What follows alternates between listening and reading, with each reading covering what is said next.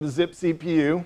I presented it last year. It's designed to be a small, resource-efficient 32-bit CPU. I've got to admit it's one of a class of CPUs of that kind. It's not the, and sort of there's a question as to what's resource-efficient. You may also know me as the author of the ZIP CPU blog. If you've never been there, please feel free to come and wander. There's a lot of fun tutorials on there and discussions of how to do things. I think those who have seen that have liked the blog. But today I want to talk about AutoFPGA. And so basically I'm going to start out and describe why AutoFPGA. I'm going to explain how AutoFPGA is primarily a copy and paste utility. And we'll talk a little bit about the data structure and then how you can... How did the ZIP CPU get in here? We'll walk through this here.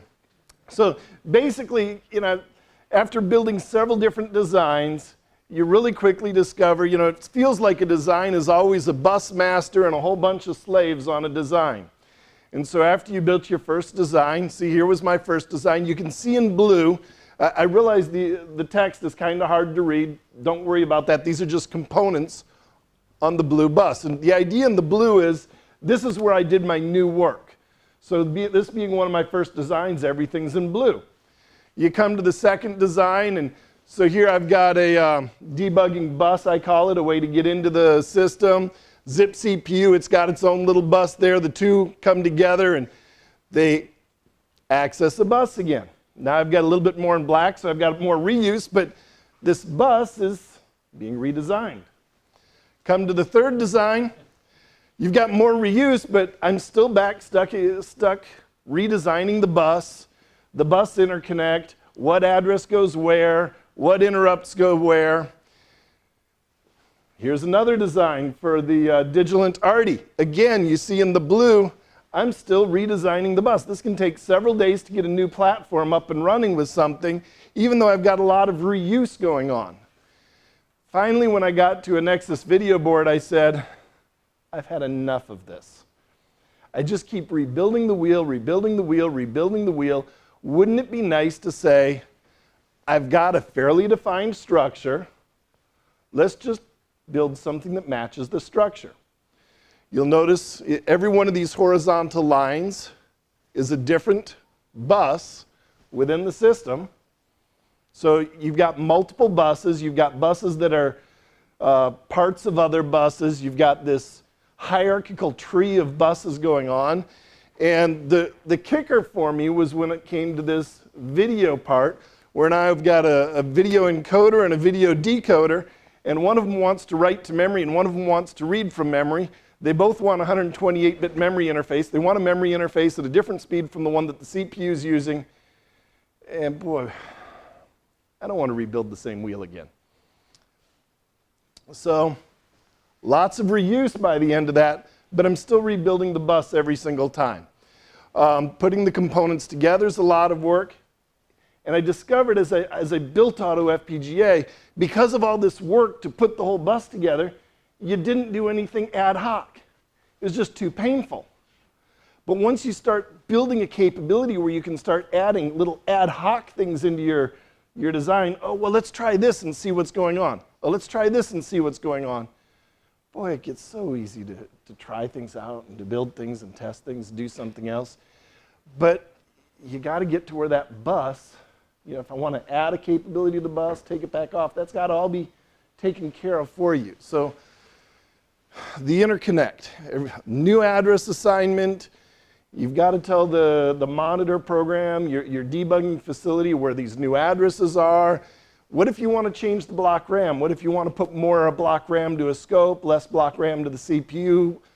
All sorts of things need to change. It's a real pain in the presentation. So now we've got new interrupt assignments when you want to add things. What about clock-sensitive timing parameters? So your UART needs to know how many clocks it takes to do one baud interval. But what happens if you put it on a new design? You need to know what the clock rate is to adjust the UART for the new. Lots of things need to change and adjust. Well, what happens if you come along and you say, well, maybe I'll change the speed of this design? Now do you have to go through and reconfigure all your UARTs, your HDMI ports, your memory, all that stuff. So my point, any change necessitated, that's a lot of stuff that you needed to change. Could be it's a mess. Did I mention this discourages ad hoc changes? So proprietary solutions, we've talked about a couple different solutions. They tend to keep key design details hidden and immutable. You can't change them. If you don't like the way they did their design, you can't use it. You can't, I feel like I answer forum post after forum post after forum post of somebody who says, why is my design not working? And what's it doing? It's going through somebody else's code that's proprietary that you can't trace through, you can't figure out what's going on, you can't fix, and you have no idea what's going on, so it forces somebody to help for them because they can't debug it themselves. Tool chain updates. So another problem that some forums I've seen have is every time the Xilinx updates their tool chain, everything you have breaks. Okay, so let's separate the component aggregator from the tool chain. Hopefully you guys recognize the awesome person who wrote this quote. I love this quote. It really says a lot about CPUs and CPU design. Closed source CPUs are the worst of two worlds. You have to worry about resource usage and timing without being able to analyze them. Well said. Open solutions. I learned about Cactus the other day. AutoFPGA is not a GUI solution. It is completely text-based. Yay for the old-fashioned text-based systems. You can run it within Make. It works in Make. So I was pointed at MeGen. You know, if you have to build your code into a new language, translate your code into Python in order to, I'd like to keep the amount of languages you have to learn simple and easy. And you guys are going to complain about me in a moment because I'm going to present a new language. Hang on to that thought. So AutoFPGA, the idea is it's supposed to be a simpler, open component aggregator. The idea is you specify, I want to include this many components in my design, and it puts them all together, packages them up, and here's your design using all those components. So you're given a list of component files, one file roughly per component. The files should be reconfigurable, human readable, and editable. No binary formats here. No more complex than the underlying languages. So remember when I said earlier, AutoFPGA is primarily a copy and paste tool? We're going to take the underlying languages and we're going to copy and paste them in different places where we need to put them in order to aggregate the components together. Project files that can be used with AutoFPGA. We're not going to hide anything. We want to maintain the look and feel of an open source project. You can get into it, you can dig into it, you can read it, the configuration files, all open for you. Preserve comments. Hey, if you put comments in these configuration files, they'll get pasted straight into your into the files they create. So these were some of the goals. I like to call it a glorified copy and paste utility. It builds several component files, your top level, and your main Verilog files. For RTL, in the RTL directory, it'll make a make include file that you can then use to help build your RTL. Your UCF, your XDC files. One of the real problems I have is every time I reconfigure a board, well, let's add a component. Okay, now you got to go through, figure out the pins to add that component. Oh, let's take that component out. Well, now I got to go back and edit the XDC file again. So what this does is it says, okay, you edit the XDC file once, and we'll just add comments in front of it or take the comments out if you use the components. It builds a test bench and a main test bench file, both for using in Verilator. And then the host directory is if you want to command or if you want to command your FPGA from a debug port. This is sort of names what registers you have there that you can access. And again, for the CPU that's on board, the linker file.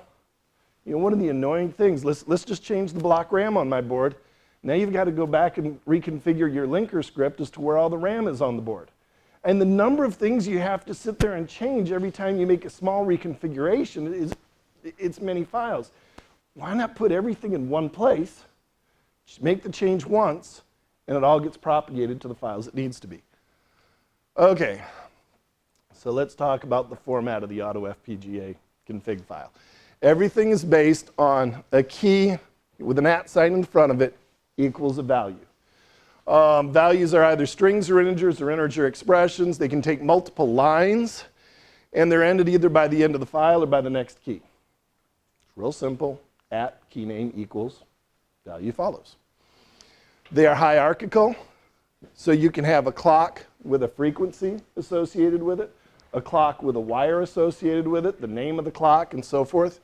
An @ and a $sign, if you're specifying a key, that specifies a expression to be evaluated. And then when you're pasting things together, you can take the values, and if there's a key reference within the value that you want to paste somewhere, that's just replaced by its value. Components will start out with a value or a key name prefix, which just identifies that this is a component. Here's the prefix for this component, and it sort of creates an address space or a local naming space on a per component basis. So therefore, all the component keys then are prefixed with this component name. So let's take a look at some examples. So in your main Verilog file, what's the structure of a file? Well, prior to the module, you might have some defines. So, well, let's give a component a key, which says, if you want to include this component, you just define this key, and then afterwards, without running AutoFPGA, you just comment out the line, and the component's gone. Okay.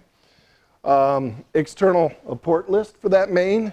I/O declarations, if you're using the old-fashioned Verilog style, or just use the new style and use the port list. Signals that need to be defined.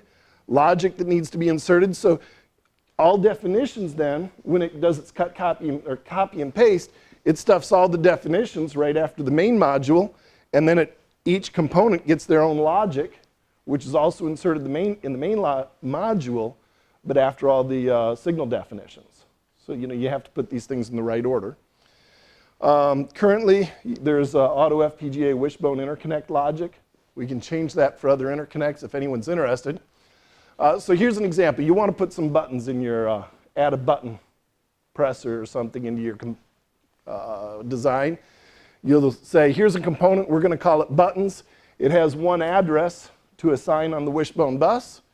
It's a single type of address, meaning it takes only the one clock to have an answer. The answer is already available. You don't have to decode the address to figure out which of many registers within your component. It's on our Wishbone bus. We'll say there are 5 buttons, and we'll have an I button in our port list, and a number of buttons -1 I button. That's the input wire for the main. And then here's our processing for the I button. And we just want to debounce them. We're going to use the clock, the input buttons, and buttons, same as here, data. And all of a sudden, that's all connected to your Wishbone bus, and you can now access it. You don't want to deal with the buttons? Remove this out. You want more buttons? Change the one value. You want to access via debugging port? Tell it, well, you've got one register. It's offset 0. It's called R buttons, and this is a C++ name. This is a user-readable name, sort of the way I've done things. Inside your FPGA, or inside your C source for your CPU, you can say, well, I want to have a definition that says I have this many buttons, and so now in my source code for my CPU, I just load my board configuration.h file, and this becomes, let's see, this one here becomes in the .h file, board has buttons is the OS define board has buttons. The registers goes into register definitions, define R buttons as gives the address for it. And then when you want a human to computer conversion, the two get put together. Block RAM. Everybody wants block RAM on their design. Wouldn't you like to be able to just, in one number, in one place, adjust it? Block RAM to this component changes, adjust one number in another place, the block, and you can adjust how your block RAM is spread out. The number of addresses, log of the mem size, 1 up, shift by that, there you go. This one's a memory type, so now it's going to be placed in the linker script. Let's see. And then you have a tag which says this is the code that goes into the main function. And it's going to take this value, look it up there, place it in there, place it right there. You're all configured. Your block RAM is now there. It handles multiple buses. A bus is characterized by a name, a width, a number of address lines, an address width, if you will, and then the bus type.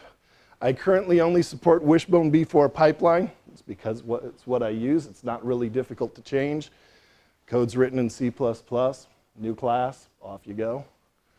I mentioned the bus types. There are 4 different bus types. Pre-known value, you have to do a case through the value or a more generic fashion.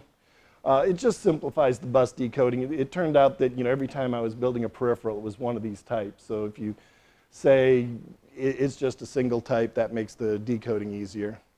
And then every slave gets a certain number of signals that it can use to decode from the bus. And then that slave type gets expanded with information about the bus inside your configuration file. You need to know the number of addresses a component uses, number of registers, if you will. The base address on the bus, that's assigned by AutoFPGA. The global base address, so if you go all the way up, merge all your buses up to that top level where you're going to come at it with either the CPU or your debugger, it'll have a global address. We mentioned about these a little bit further. If you want access to your component within a C file, one of the common ways of doing things is via memory mapped addressing, but you have to know what the address is in your C code to access the component. So a value like this turns into a static volatile unsigned, the IO type of the component, pointer constant pointing right at the address of the component.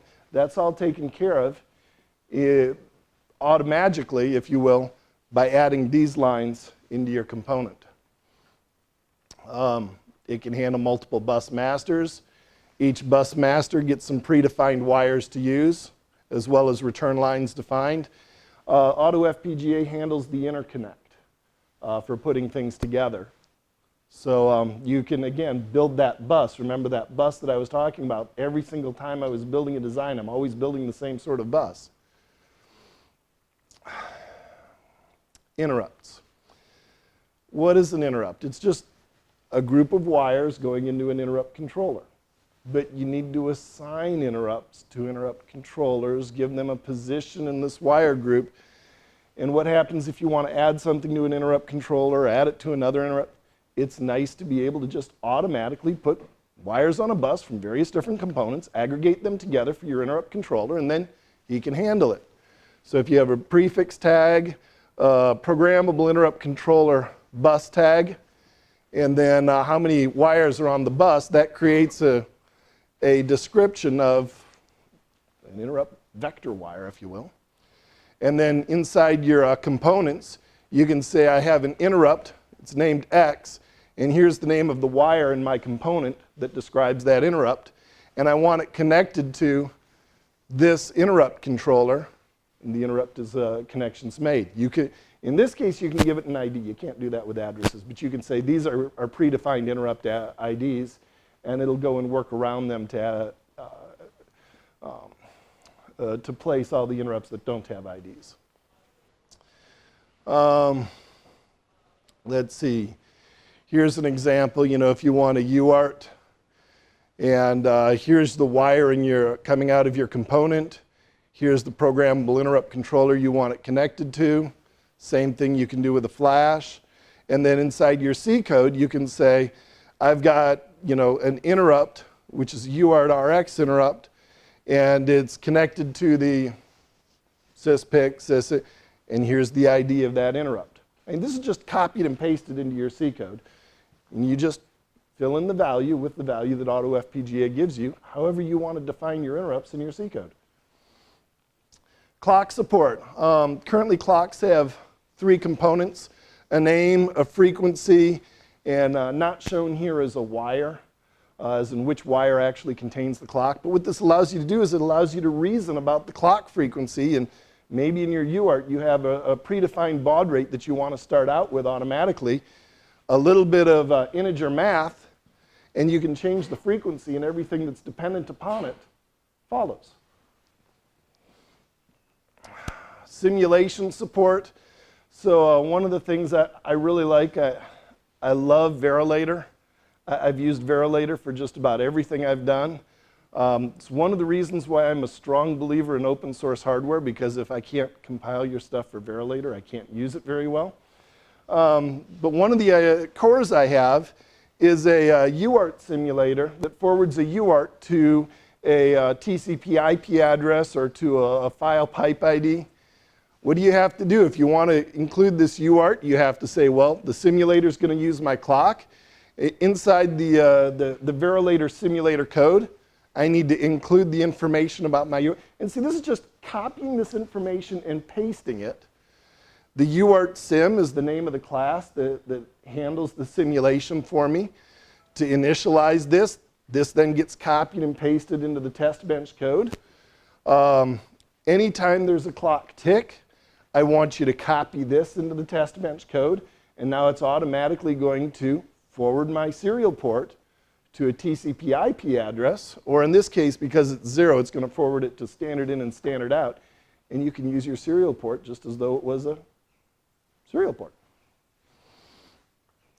This is all, just copy and paste it into your various files to make that happen. Inheritance. So imagine you have a design with a serial port and you want to add another serial port.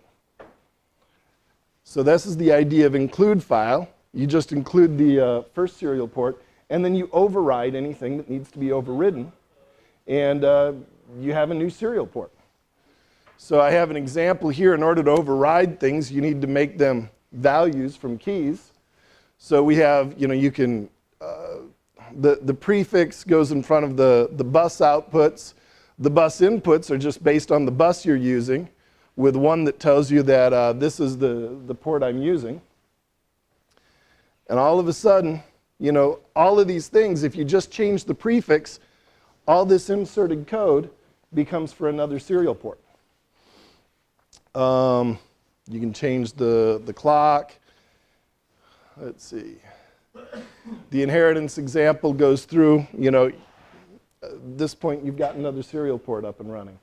Based on the previous one, we're just going to say, instead of copying all the data from the previous one, we're only going to modify these pieces. And then you have what you have. So hopefully I haven't spoken too fast. I'm roughly at my conclusion slides here, so let me slow down a little bit. The good about it, it makes for a nice technology demonstrator. I like it. I love it. I'm using it for all of my programs. It's wonderful. Adding a wire here or there is real easy. Trying to figure out, what's going on with your design, forwarding a wire to some other component temporarily, and then coming back and taking it. Ad hoc changes are real easy. New designs can quickly be created from existing designs. Removing a component is as easy as just taking the component off the command line. This insulates your design from toolchain updates. So you get a new version of Vivado or whatever installed. All we're doing is we're building Verilog and C files. There's nothing here that's vendor specific. You can put it in. It's just copy and paste. Okay, so that's all the good stuff about it. The bad is this was whipped together really quickly over the summer to meet an immediate need. If you've heard of the idea of technology debt, I need to come back and add and put some things in. One of the real problems is when I started out, I wasn't quite certain what I wanted to do. If you know of the problems of building something when you don't have your requirements set, I'm sure we can all smile with some stories of, I built it and then I discovered it was wrong and had to build it again, and discovered it was wrong and had to build it again. It's been built a couple different times over for that reason. There's probably still some more care and feeding required. I'm still working on it. You know, when I come across the design that I want that it isn't solving, okay, let's figure it out, go back, get things going. The component file ICD, I say it's mostly stable. It's sort of got to be that way, otherwise I have to go back and rebuild all my component files. But I'm still, you know, slowly adding things when I discover something it doesn't handle that I still want it to handle. So I mentioned the inheritance earlier with the serial port. One of the sad parts about the serial port is you look at this, and while this sort of looks like Verilog, all of this extra @ prefix thing, that can be confusing. What was easier to read in Verilog has now gotten more confusing in the syntax file or in the configuration file. But this is straight Verilog when it ends up being pasted. So let's see, some future things. I'd like to support some other buses. It currently, like I said, it only supports Wishbone B4 and pipelined. But I'm not the one who uses the other buses so much, so if it's something you're interested in, it's something easily enough changed. I'd like to do some better GPIO aggregation so that you could have a component that says, I need a GPIO wire, this is the name of the wire, and then it gets attached to the GPIO controller. Haven't done that integration yet. I want to get to the point where the configuration files also build LaTeX files, which can then be incorporated as part of your specification for how your whole design works. That was another one of the annoying components. Every time I made a change, all of a sudden the spec is out of date. If you use something like this, you can keep the specification for the component to date by copying component-specific parts into the spec and adjusting them for addresses and interrupt assignments and so forth. I'm not using Linux device trees right now. It's in my future to-do list. There's no reason why this wouldn't work for Linux device trees as well. Just copy, here's the component, what the component needs, copy it into the device tree, modify it with a couple variables that you've got for your design. Git integration. If you've got a serial port, it'd be nice to pull a serial port from Git. I've sort of got a to-do to sit here and chat with Olaf. You know, do we want to include FuseSock for some of that support to pull files from Git to then merge into your component? And then I currently don't handle a component that says, I must be at this address on your bus. That would be interesting to put together on the future work. Example designs. I've got a basic zip CPU system as an example design. I've got an example design that works on the ICO board. And I'm working on a video project. Feel free to fund it if you want an open source video HDMI receiver and HDMI transmitter. That's all going to be Verilog code though. So I mean, if you want to know what actually goes on the board, I'm just talking the Verilog stuff. And then, as usual, 9 out of 10 engineers agree. So I'll be happy to hear about the engineers who have other opinions from mine on this one. Have I ran too fast through all of these? Have I kept you awake? Feel free to ask any questions you might have. I'd be happy to answer them.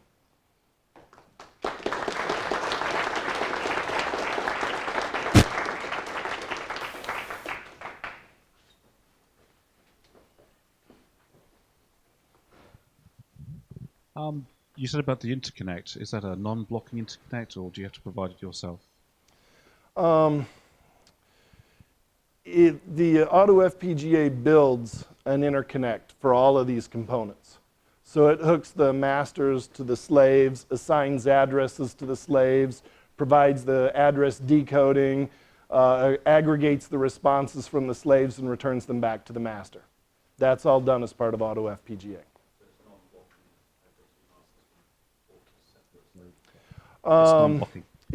It's based on one master per bus. So if you want to have an N-to-M sort of interconnect where you have N masters able to talk to M different groups, you might want to create M different buses and then use the multiple masters via an arbiter on each of those separate small buses. It's not ideal, but it actually works. I've tested it. that's sort of part of what the design needed to do for the video board. Okay, thank you.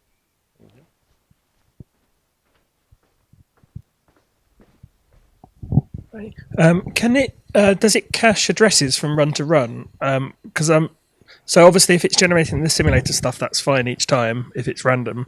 But I'm guessing any development tools you've compiled for that CPU, it'll be kind of annoying if the addresses keep changing each time you regenerate. So officially, the addresses keep changing every run. Unofficially, there's no address randomizer within there. Right. So actually the other thing that goes on is the way I've got it set up in the, let's see, the two projects here, it goes and it compares the header files it creates for the CPU type stuff and all the other various files it generates. It compares the ones it just generated to the ones that are within your directory structure. And only if the file is changed does it copy it to the new directory structure. So that way, if the addresses don't change, you don't need to rebuild everything. So, sort of. Yeah. I'm using, an unordered hash within the design, and so there's no promises made as to which order things will be in. Yeah.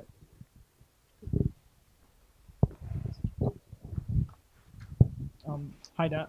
I don't know if this is a silly question, but so far you've talked about master-slave memory map interfaces. Do you foresee compatibility with streaming type interfaces? I've thought about that. Okay. I have thought about it more than once. You know, what happens when you have a stream of things and you want to insert a component into the stream or pull a component out of the stream? This does not handle that right now. I'd be more than willing to handle it in the future once I start having a use case that needs it. Okay. But this is sort of where I'm at.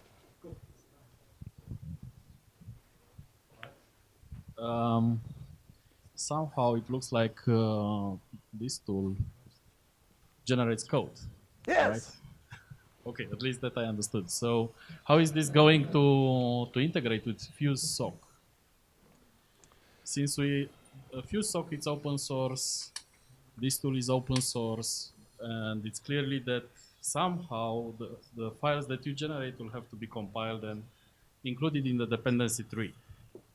Mm-hmm. How is it going to be integrated with FuseSock? Will you do it, or will be Olaf that will do it, or me? Or should I do it? I mean, do you think that? I mean, in order for everyone to benefit and to make it like this integration should happen somehow. Right? How do you see it? So having seen some of the FuseSock, or I guess ORConf cores repository is the, what you've got is you've got a lot of cores that get downloaded, and then the master files are already in that repository. What I see happening instead is all the cores get downloaded, all of the cores have their own configuration file. AutoFPGA is then run on that configuration file to generate those master component files and cores and put them together. That's how I foresee it. The devil's in the details. Actually getting this to work will be its own challenge.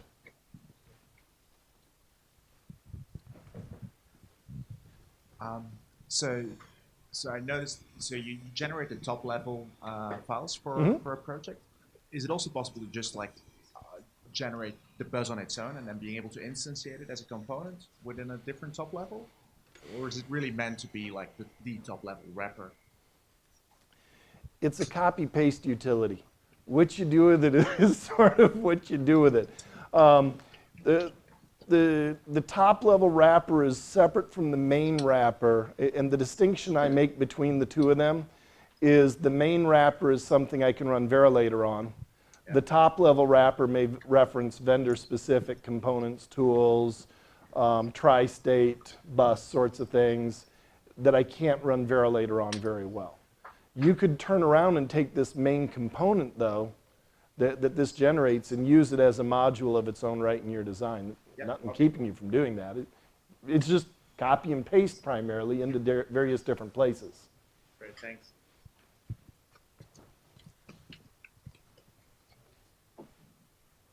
All right? Thank you very much.